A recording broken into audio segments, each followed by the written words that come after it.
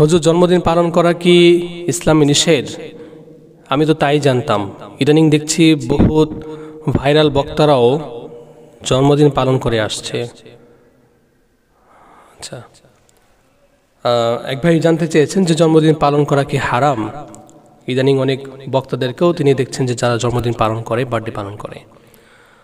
তো জন্মদিন যেহেতু বক্তারা পালন করছে, তো সেক্ষেত্রে সেটা তো হারাম হওয়ার কথা না, তাই না? হারাম কাজ সে যেই করুক না কেন, হারাম থেকে সেটা হালালে কনভার্ট হবে না। হারাম হারাম, এটা যদি আমি করি তাও হারাম, বাইতুল মুকাররমের ইমাম সাহেব যদি করেন তাও হারাম, মক্কা মদিনার ইমাম সাহেবও যদি করেন তাও হারাম। হারাম হারাম, এটা কোন বক্তা করলো, কোন ওয়াইজ করলো, কোন মৌলভী করলো, এটা দেখার কোনো সুযোগ নেই। ভাইরাল বলতে এখন আমরা কাদেরকে বুঝি জানেন? যারা ওয়াজের মঞ্চে বসে টাস টাস শুধু ইংলিশ বলে, এদেরকে আমরা মনে করি অনেক বড় আলেম, অনেক বড় ভাইরাল বক্তা। যারা বয়ানের মঞ্চে বসে হাসাহাসি তামাশা করতে পারে, এদেরকে আজকে আমরা বানাই দিচ্ছি অনেক বড় আলেম। একটা মাহফিল করতে গেলে এই অনেক বড় একজন আলেমকে দাওয়াত দেন। কিভাবে খুঁজবে না আলেম? যার ভিউ বেশি, যার ফ্যান ফলোয়ার বেশি, সে অনেক বড় আলেম। আলেমকে মাপার মাপকাঠি আমরা তৈরি করেছি ভিউ, কমেন্ট, সাবস্ক্রাইবার, এগুলো। যার ফলোয়ার বেশি সে অনেক বড় আলেম। আর যে আলেম ক্যামেরার সামনে আসে না, ইলমের জাহাজ নিয়ে চলাচল করে, কথায় কথায় টাসটুস ইংলিশ ফুটায় না, এদেরকে আমরা মনে করি না কোনো আলেম। অথচ এনারাই সবচাইতে বড় আলেম, যারা ক্যামেরার সামনে না এসে যারা ইলম চর্চা করেন। আমরা যারা ক্যামেরার সামনে আসি, আমাদের তো ইলম কালাম নাই ভাই। আমরা কোনো কাজ করলে সেটাকে শরীয়তের দলিল হিসাবে কেন নেন? ইনি যার নাম বলছে, আমি জানি না কার নাম বলছে, একজনকে মিন করতেছি, তারপর আমি নাম না বলি। জন্মদিন পালন যারা করে, আচ্ছা হারাম, এটা একটু পরে এক পাশে রাখি। আগে বলেন জন্মদিনটা পালন কেন করে? কেন পালন করেন জন্মদিনটা? মানে খুশি যে আপনার একটা বছর চলে গিয়েছে, নতুন বছর আসছে আপনার লাইফে, আপনি বড় হয়ে গিয়েছেন এক বছর, আপনি এরকম, এটাই তো মানে এটাই তো চিন্তা যে আরেকটা নতুন বছর আসছে আমার লাইফে, আমি এক বছর বড় হয়েছি। এই চিন্তাই তো আমরা জন্মদিন পালন করি। আদৌ কি আমরা বড় হয়েছি? একটা বছর যাওয়া মানে কি আদৌ আমাদের বয়স বেড়ে যাওয়া? ও মুমিন মুসলমান, একটা বছর যাওয়া মানে আমাদের বয়স বাড়া না, একটা বছর যাওয়া মানে আমাদের বয়স কমা।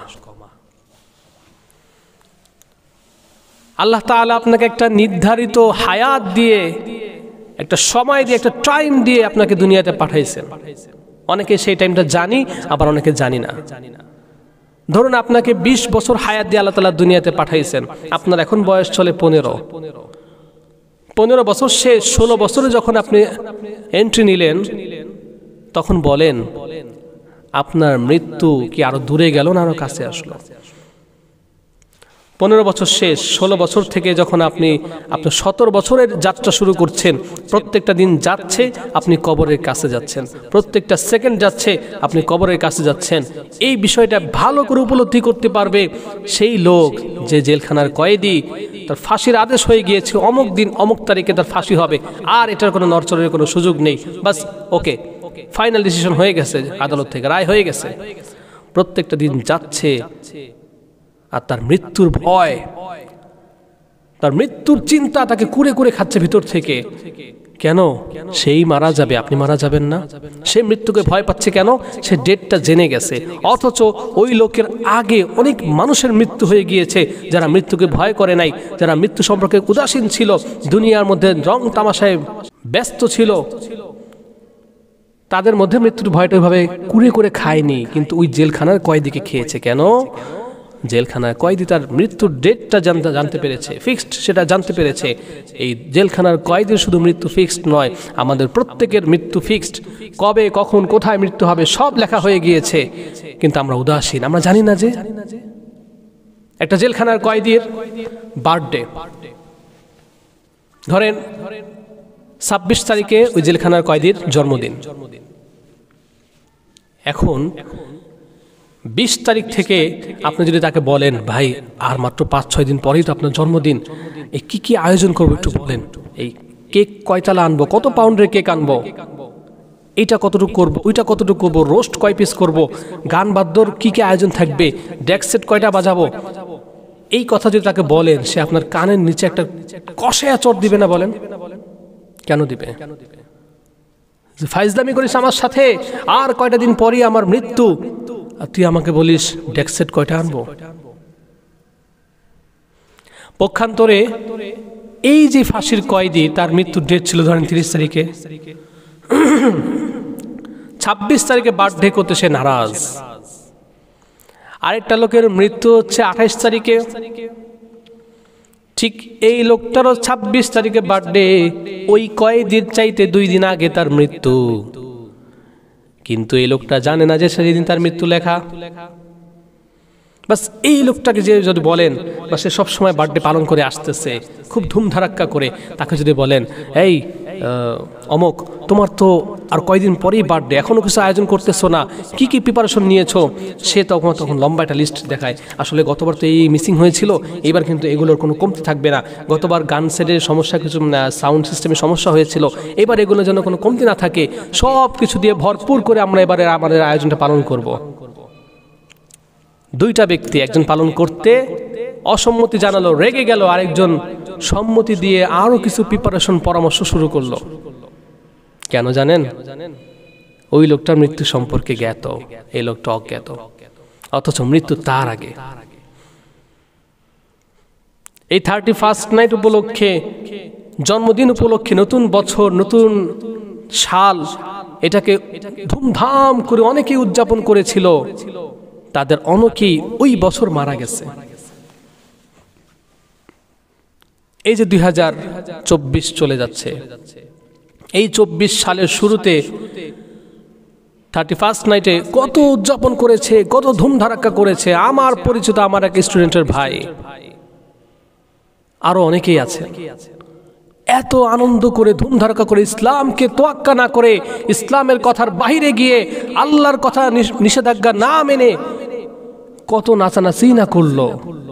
এই 24 সালই তার মৃত্যু, সে জানতো না। সে যদি জানতো এই 24 সাল নিয়ে এত লাফালাফি করতেছি, অথচ এই 24 সালই আমার মৃত্যু লেখা, বিশ্বাস করেন কখনোই সে এই 24 সাল আসাতে খুশি হতো না, নাচানাচি করতো না। আমাদের অনেকের মৃত্যু এই 2025 সালে হবে, জানুয়ারিতে হবে, ফেব্রুয়ারিতে হবে, মার্চে হবে, এপ্রিল, মে, জুন, জুলাই, যে কোনো মাসে হতে পারে। আমরা না জানার কারণে এই 25 সাল নিয়ে সেই লাফালাফি করব, যেই বছর আপনার বয়স এখন 20-21 বছর হওয়াতে আপনি খুব ধুমধারাক্কা করতেছেন। ওরকম অনেক মানুষ আছে এই 21 বছর বয়সী তার মৃত্যু, অনেক মানুষ তার যেই বছর জন্মদিন নিয়ে লাফালাফি করতেছে এই বছরই তার মৃত্যু লেখা, সে জানে না, সে খুব হই হুল্লার করতেছে। খোদার কসম, সে যদি জানতো যে হারে এই বছরই তো আমার মৃত্যু লেখা, কোনো দিন সে এই জন্মদিন লাফালাফি হই হুল্লোর পারাপারি কিচ্ছু করতো না। এক একটা বছর যাওয়া মানে আমাদের বয়স বাড়া, আমরা বড় হয়ে গেছি এমন না। এক একটা বছর যাওয়া মানে আমরা কবরের কাছে আসতেছি, কবরের সামনে পৌঁছাচ্ছি, কবরের কাছে আমরা পৌঁছে যাচ্ছি, মৃত্যু আমাদের কাছে আসতেছে। একটা দিন চলে যাচ্ছে আমার হায়াত থেকে, হায় কি করলাম আমি আমার এই হায়াতে। একটা দিন পার হয়ে গেল, একটা মাস পার হয়ে গেল, একটা বছর পার হয়ে গেল, কি অর্জন করলাম কবরের জন্য? একটু ভাবেন, কি প্রস্তুতি নিলাম, কি প্রিপারেশন নিলাম কবরের জন্য? আছে কোনো প্রস্তুতি? মনে করতেছি 1000 বছর থাকবো আমরা।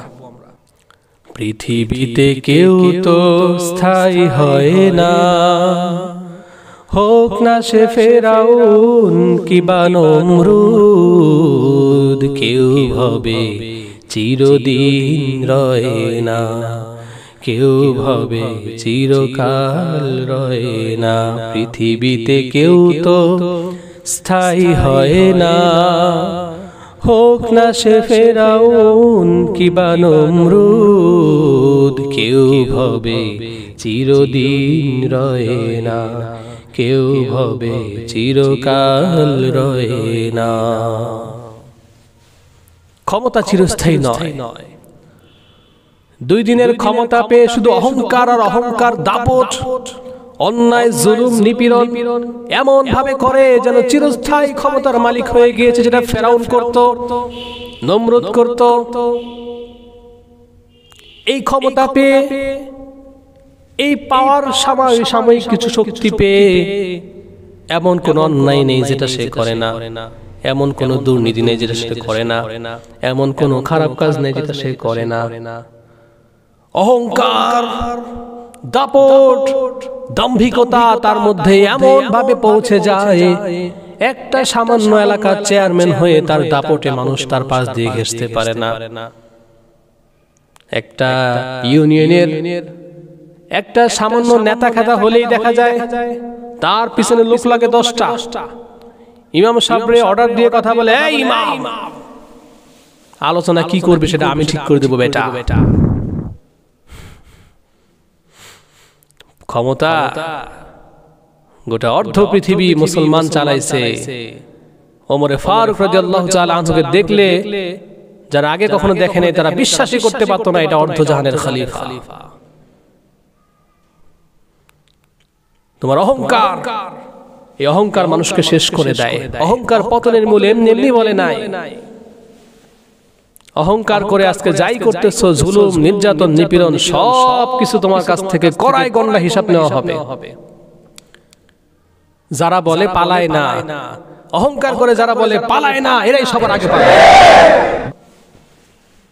فمن يعمل مثقال ذرة خيرا يره ومن يعمل مثقال ذرة شرا يره।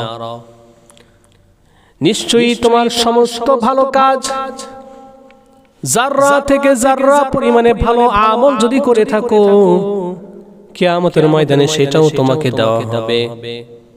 আর যাররা থেকে যাররা পরিমাণে খারাপ আমল, বদ আমল যদি করে থাকো, কিয়ামতের ময়দানে সেটাও তোমাকে দেখানো হবে। আর একটু খারাপ কাজ করলে কি হয়, একটু ভুল করলে কি হয়, আর একটু মজা করে করছি, আর একটু দুষ্টামি করে করছি, এমনিই করছি, এই বলে কিয়ামতের ময়দানে পার পাওয়া যাবে না। সব সেদিন তোমার সামনে চলে আসবে।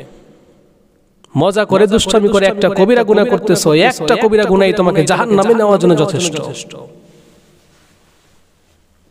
এজন্য বলা হয় ছোট থেকে ছোট আমল কখনো ছাড়বে না, ছোট থেকে ছোট খারাপ কাজও কখনো অবহেলা করেও করবে না। কারণ সাপ কখনো ছোট নয়, সাপ কখনো ছোট, আগুন কখনো কম নয়। একটা মেসের কাঠির আগুন দিয়ে গোটা ফ্যাক্টরি জ্বালিয়ে দেওয়া সম্ভব।